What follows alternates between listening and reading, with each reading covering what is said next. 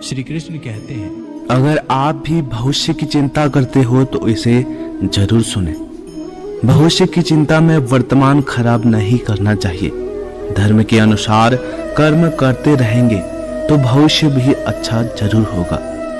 चिता और चिंता में केवल एक बिंदु का ही अंतर होता है, लेकिन चिता निर्जीव को जलाती है और चिंता जीवित को जलाती है। चिंता करने का अर्थ है भगवान की व्यवस्था पर शक करना। भगवान जो करेंगे अच्छा ही करेंगे। चिंता और तनाव में इंसान सिर्फ तभी होता है जब वो खुद के लिए कम और दूसरों के लिए ज्यादा जीता है। ध्यान रखना कि अगर जीवन में चिंता करोगे तो भटकते रह जाओगे, और अगर चिंतन करोगे तो भटके हुए को भी रास्ता दिखा पाओगे। आपके जीवन में सब कुछ छिन जाए तो भी चिंता मत करना। आपकी बुद्धि और अनुभव किसी की भी ताकत नहीं छीन सकती है। कुदरत सबको हीरा बनाता है, बस जो घिसता है वही चमकता है।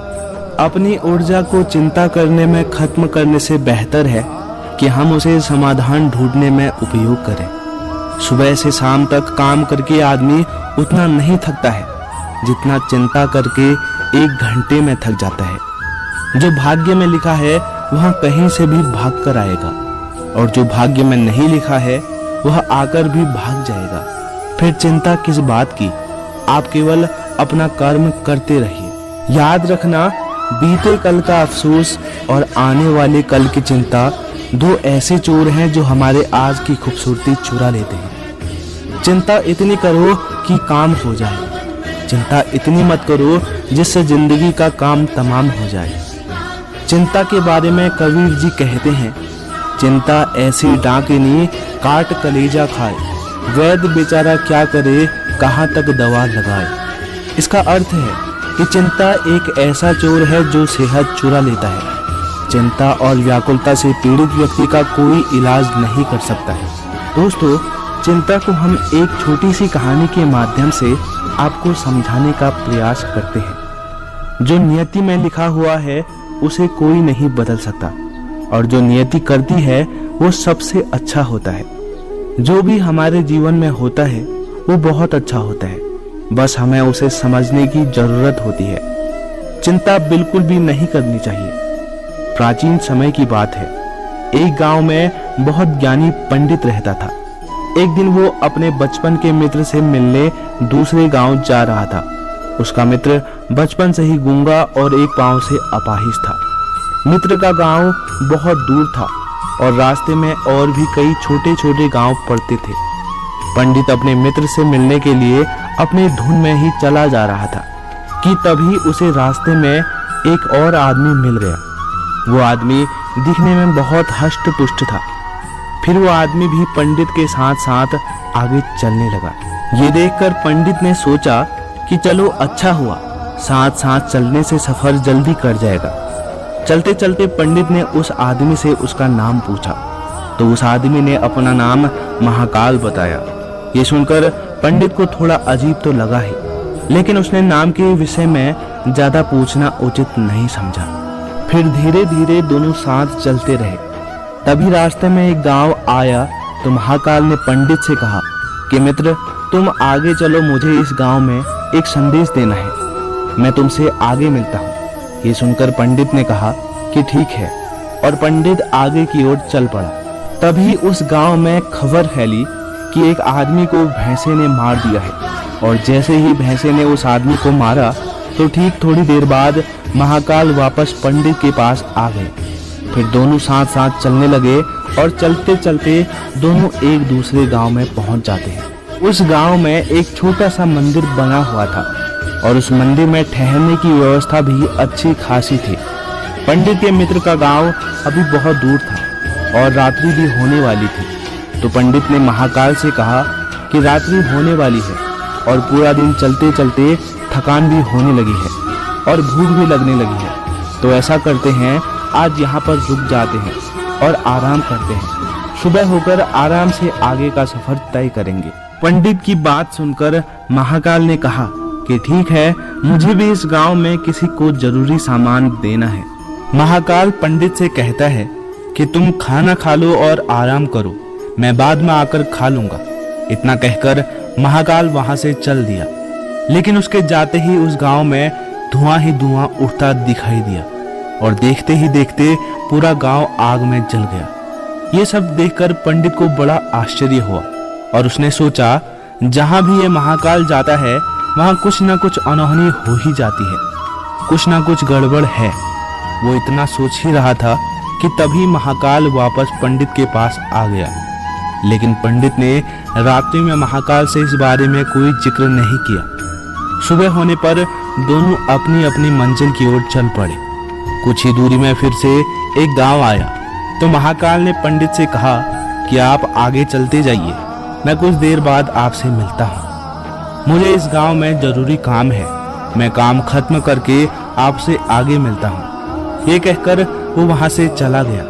लेकिन इस बार पंडित आगे नहीं बढ़े, बल्कि वहीं पर खड़े होकर महाकाल को देखते रहे कि आखिर ये महाकाल जाता कहाँ है और क्या करता है। तभी लोगों के रोने की आवाज आने लगी कि किसी आदमी को सांप ने काट दिया है और वह आदमी मर गया है। और फिर ठीक उसी समय महाकाल फिर से पंडित के पास पहुंच जाता है। लेकिन पंडित को इस बार सहन नहीं हुआ और उसने महाकाल से पूछ ही लिया कि तुम जिस भी गांव में जाते हो वहां कोई ना कोई अनहोनी हो ही जाती है, क्या तुम मुझे बता सकते हो ऐसा क्यों होता है? पंडित की यह बात सुनकर महाकाल ने जवाब दिया, पंडित जी आप तो बड़े ज्ञानी मालूम होते हैं, इसलिए मैं आपके साथ चलने लगा था, क्योंकि ज्ञानियों का संग बहुत अच्छा होता है। परंतु आप तो अभी तक नहीं जान पाए कि मैं कौन हूँ।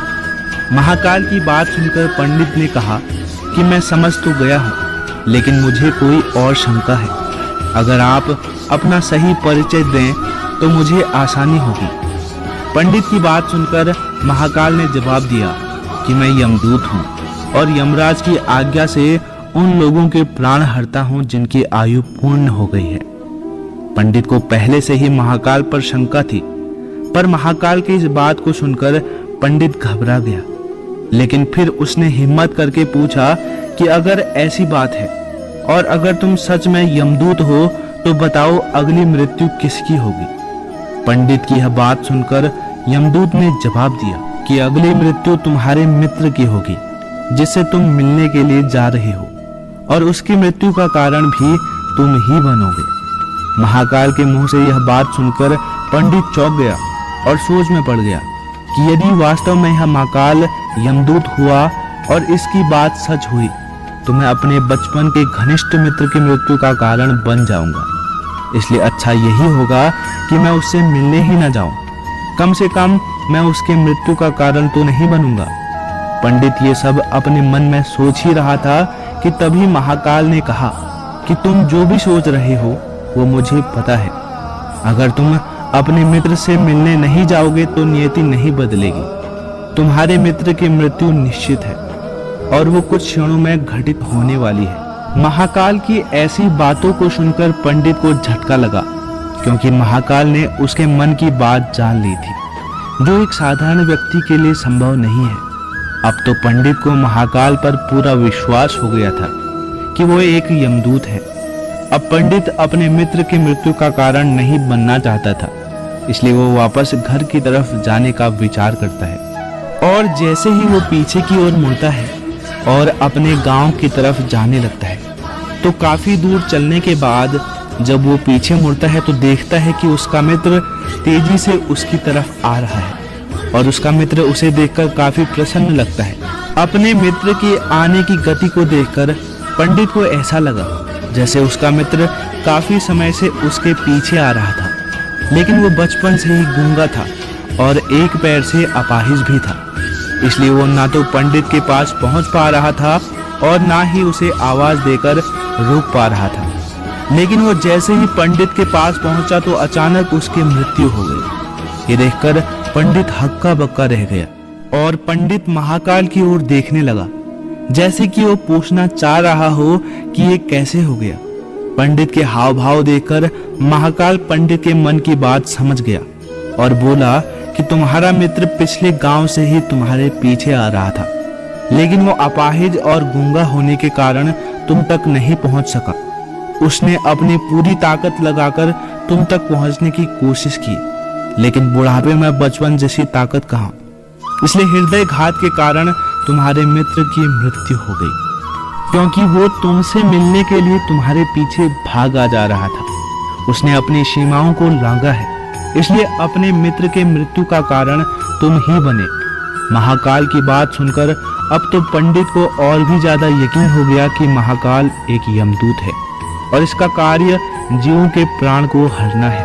पंडित ज्ञानी व्यक्ति था, इसीलिए वो जानता था कि मृत्यु पर किसी का बस नहीं चलता। एक ना एक दिन सभी को मरना है, यही सोचकर उसने अपने आप को संभाल लिया। लेकिन अचानक पंडित के मन में अपनी मृत्यु के बारे में जानने की इच्छा हुई, तो उसने महाकाल से कहा कि जब मृत्यु मेरे मित्र की होने वाली थी तो आप शुरू से ही मेरे साथ क्यों चल रहे थे। पंडित की यह बात सुनकर महाकाल ने कहा कि मैं तो सभी के साथ चलता हूँ और हर क्षण चलते रहता हूँ, किंतु लोग मुझे पहचान नहीं पाते, क्योंकि लोगों के पास अपनी समस्याओं के अलावा किसी और समस्या के बारे में सोचने और समझने का समय नहीं होता। महाकाल की बात सुनकर पंडित ने कहा, तो क्या तुम मुझे बता सकते हो कि मेरी मृत्यु कब और कैसे होगी। पंडित की ये बात सुनकर महाकाल ने कहा कि किसी सामान्य इंसान के लिए यह बात जानना उचित नहीं है कि उसकी मृत्यु कैसे और कब होगी, क्योंकि वो अपनी मृत्यु के बारे में सोचकर दुखी ही होता है। लेकिन तुम मुझे ज्ञानी प्रतीत होते हो, क्योंकि तुमने अपने मित्र की मृत्यु को जितनी आसानी से सहन कर लिया, उसे देखकर लगता है कि तुम अपनी मृत्यु के बारे में जानकर भी इतने दुखी नहीं होंगे। तब महाकाल पंडित से कहता है, तो सुनो, तुम्हारी मृत्यु आज से 6 महीने बाद किसी दूसरे राज्य में फांसी लगने की वजह से होगी, और सबसे हास्य की बात ये होगी कि तुम खुद की खुशी से उस फांसी को स्वीकार करोगे। इतना कहकर महाकाल जाने लगा, क्योंकि महाकाल के पास पंडित के साथ रुकने का कोई कारण नहीं था। फिर पंडित भी अपनी यथाशक्ति अनुसार अपने मित्र का क्रियाक्रम करके अपने घर चला गया। लेकिन कोई भी व्यक्ति कितना भी ज्ञानी क्यों ना हो, अपनी मृत्यु के बारे में जानकर दुखी जरूर होता है और मृत्यु से बचने के लिए कोई न कोई उपाय जरूर करता है। पंडित ने भी मृत्यु से बचने के लिए कुछ उपाय किया। पंडित बहुत विद्वान था और उसकी ख्याति उसके गांव में दूर दूर तक फैली थी और राज्य के राजा भी उससे भली भांति परिचित थे। तो पंडित ने सोचा कि राजा के पास तो कई ज्ञानी मंत्री होते हैं, तो मेरी मृत्यु से संबंधित समस्याओं का कोई न कोई हल अवश्य निकाल ही लेंगे। यही सोचकर पंडित राज दरबार में पहुंच गया और राजा को सारी बात बता दी। पंडित की बात सुनने के बाद राजा शांत रहे और शाम को सभा हुई। सभा में राजा ने अपने मंत्रियों को यह बात बताई और सलाह मांगी। राजा की बात सुनकर सभी मंत्रियों ने अंत में विचार विमर्श करके कहा, अगर पंडित की बात सही है तो उसकी मृत्यु 6 महीने बाद ही होगी, लेकिन मृत्यु तब होगी जब वो दूसरे राज्य में जाएंगे। यदि वो दूसरे राज्य में जाए ही नहीं तो उनकी मृत्यु भी नहीं होगी। सभी मंत्रियों की सलाह राजा को सही लगी, तो राजा ने पंडित के रहने की व्यवस्था महल में ही करवा दी और राजा ने आदेश दिया कि पंडित को मेरी आज्ञा के बिना कोई भी नहीं मिलेगा, लेकिन पंडित कहीं भी आ जा सकते हैं, जिससे वो ये ना लगे कि वो राजा की कैद में है। लेकिन पंडित तो डर के मारे खुद ही कहीं नहीं जाते थे। अब धीरे धीरे पंडित की मृत्यु का समय भी नजदीक आने लगा और वो भी दिन आ गया जब पंडित की मृत्यु होने वाली थी। जिस दिन पंडित की मृत्यु होने वाली थी तो वो डर के मारे जल्दी से सो गया, ताकि जल्दी से वो रात बीत जाए और अगला दिन आ जाए और उसकी मृत्यु भी टल जाए। लेकिन पंडित को नींद में चलने की बीमारी थी और इस बीमारी के बारे में वो खुद नहीं जानता था, तो उसने इस बात का जिक्र ना तो राजा से किया और ना ही किसी और से किया। तो राजा को इस बीमारी के बारे में पता हो तो इस बात का सवाल ही पैदा नहीं होता। पंडित अपनी मृत्यु को लेकर बहुत चिंतित था और नींद में चलने की बीमारी तभी आती है जब आप चिंतित हो और आपकी नींद पूरी ना हो। तो जिस दिन पंडित की मृत्यु निश्चित थी तो उसने पहली रात पंडित को चलने का दौरा पड़ा। और वो महल से निकलकर बाहर आ गया। पंडित राजा का खास मेहमान था, इसलिए उसके किसी पहरेदार ने नहीं रोका और ना ही कोई सवाल पूछा। पंडित बाहर आकर सीधा अस्तबल में पहुंच गया। अस्तबल में पहुंचने के बाद सबसे तेज दौड़ने वाले घोड़े के पीठ में सवार हो गया और कुछ ही देर में दूसरे राज्य की सीमा में चला गया। इतना ही नहीं, वो दूसरे राजा के महल में भी पहुंच चुका था। उसके महल के पहरेदारों ने भी उसे नहीं रोका और ना ही किसी पहरेदार ने उससे पूछताछ की, क्योंकि सभी लोग रात्रि के अंतिम पहर के कारण नींद में सोए हुए थे। वो पंडित भी सीधे राजा के शयन कक्ष में पहुंच गया, जहां राजा और रानी सोए हुए थे। वही रानी के बगल में जाकर पंडित भी सो गया। अब सुबह हुई तो राजा ने पंडित को रानी के बगल में सोया हुआ देखा, तो उसे देखकर राजा को बहुत क्रोध आया। उसने पंडित को बहुत भला बुरा कहा और सिपाहियों को बुलाकर तुरंत पंडित को बंदी बना दिया गया। पंडित को कुछ भी समझ में नहीं आ रहा था कि उसके साथ यह क्या हो रहा है और कैसे हो गया। वो दूसरे राज्य में कैसे आया और राजा के शयन कक्ष में कैसे पहुंच गया। लेकिन उसकी यह बात सुनने के लिए वहां पर कोई भी नहीं था। सुबह जब दरबार लगा तो राजा ने पंडित को दरबार में हाजिर करने को कहा। कुछ देर बाद पंडित को दरबार में लाया गया। जब राजा ने पंडित को देखा तो उसे देखते ही राजा को इतना क्रोध आया कि उसने सीधे पंडित को फांसी की सजा सुना दी। फांसी की सजा सुनते ही पंडित कांप गया। उसका पूरा शरीर थर कांपने लगा। लेकिन उसने फिर कुछ हिम्मत करके राजा से कहा कि महाराज, मैं नहीं जानता कि मैं आपके राजमहल में कैसे पहुंचा। मुझे तो ये भी नहीं पता कि मैं आपके शयन कक्ष में कैसे पहुंचा, और मुझे आपके राज्य के किसी भी पहरेदार ने क्यों नहीं रोका। लेकिन मैं इतना जरूर जानता हूँ कि आज मेरी मृत्यु होने वाली थी और होने भी जा रही है। पंडित के मुंह से ऐसी बातें सुनकर राजा को थोड़ा अटपटा लगा। लेकिन फिर राजा ने पंडित से कहा कि तुम्हें कैसे पता कि आज तुम्हारी मृत्यु होने वाली थी? आखिर तुम कहना क्या चाहते हो? राजा की बात सुनकर पंडित ने राजा को पिछले 6 महीने में हुई सारी कहानी बता दी और कहा कि महाराज, मेरा क्या, किसी भी सामान्य व्यक्ति का इतना साहस नहीं कि वो राजा के शयन कक्ष में जाकर राजा की उपस्थिति में रानी के पास आकर सो जाए। पंडित की ऐसी बात सुनकर राजा को उस पर बिल्कुल भी विश्वास नहीं हो रहा था, क्योंकि ऐसा भी हो सकता था कि पंडित मृत्यु से बचने के लिए महाकाल और अपनी भविष्यवाणी का बहाना कर रहा हो। लेकिन फिर राजा ने पंडित की कही बात का पता लगाने का निर्णय किया। फिर राजा ने पंडित से कहा, यदि तुम्हारी बात सत्य हुई और आज तुम्हारी मृत्यु का दिन हुआ, तो जैसा कि महाकाल ने तुमसे कहा था, तो मैं तुम्हारी मृत्यु का कारण नहीं बनूंगा। लेकिन अगर तुम्हारी बात झूठ निकली तो निश्चित ही आज तुम्हारी मृत्यु का दिन होगा और तुम्हारी मृत्यु का कारण भी मैं ही बनूंगा। फिर राजा ने इस बात की सत्यता का पता लगाने के लिए पड़ोसी राजा के पास अपने विश्वास पात्र सैनिकों को भेजा, क्योंकि पड़ोसी राज्य का राजा उसका बहुत अच्छा मित्र था। राजा ने अपने सैनिक को एक पत्र देकर पड़ोसी राज्य के राजा के पास सत्यता का प्रमाण मांगने को भेजा। सैनिक पत्र को लेकर पड़ोसी राज्य के राजा के पास गया और शाम तक प्रमाण लेकर लौट आया। सैनिक ने आकर महाराज को बताया कि महाराज, पंडित जो भी कह रहा है वह बिल्कुल सत्य है। दूसरे राज्य के राजा ने पंडित के रहने के लिए अपने महल में पूरी व्यवस्था कर रखी थी और पिछले 6 महीने से पंडित राजा का खास मेहमान था। कल अंतिम बार राजा उससे उसके कक्ष में मिले थे और इसके बाद इस राज्य में यह पंडित कैसे पहुंचा, इस बात की जानकारी किसी को नहीं है। इसीलिए उस राज्य की राजा के अनुसार इस पंडित को फांसी की सजा देना उचित नहीं है। सैनिक की बात सुनकर राजा के सामने एक नई समस्या आ गई, क्योंकि उसने बिना कुछ जाने पंडित को फांसी की सजा सुना दी थी। इसीलिए अगर पंडित को फांसी की सजा ना दी जाए तो राजा के कथन का अपमान हो जाएगा, और यदि पंडित को फांसी दे दी जाए तो पंडित की बिना कारण ही मृत्यु हो जाएगी। राजा की समझ में नहीं आ रहा था कि अब वो क्या करे। राजा बहुत परेशान हो चुका था। तब राजा ने अपने सभी मंत्रियों से इस बात पर सुझाव मांगा। तब सभी मंत्रियों ने एक सुझाव दिया कि महाराज पंडित को एक कच्चे सूत से फांसी की सजा दी जाए। इससे आपके कथन का अपमान भी रह जाएगा और कच्ची सूत के धागे से पंडित को फांसी भी नहीं लगेगी और उसके प्राण भी बच जाएंगे। सभी मंत्रियों का सुझाव राजा को भी अच्छा लगा। उसने ऐसा ही आदेश दे दिया।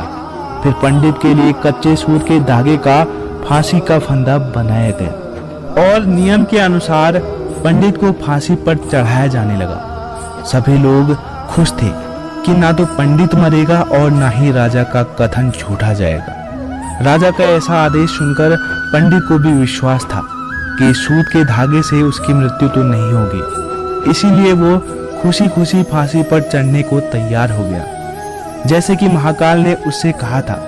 लेकिन जैसे ही पंडित को फांसी दी गई, सूत का धागा तो टूट गया, लेकिन टूटने से पहले उसने अपना काम कर दिया। पंडित के गले की नस सूत के धागे से कट चुकी थी और पंडित जमीन पर पड़ा पड़ा तड़प रहा था। हर धड़कन के साथ उसके गले से खून की फुहार निकल रही थी और देखते ही देखते पंडित का पूरा शरीर शांत हो गया। सभी लोग यह देखकर आश्चर्यचकित रह गए और पंडित को मरता देखते रह गए। किसी को विश्वास नहीं हो रहा था कि इस कमजोर धागे से किसी की मृत्यु भी हो सकती है, लेकिन घटना घट चुकी थी। नियति ने अपना काम कर दिया था। राजा को भी यह देखकर बहुत आश्चर्य हुआ कि इतने कमजोर धागे से किसी की मृत्यु कैसे हो सकती है।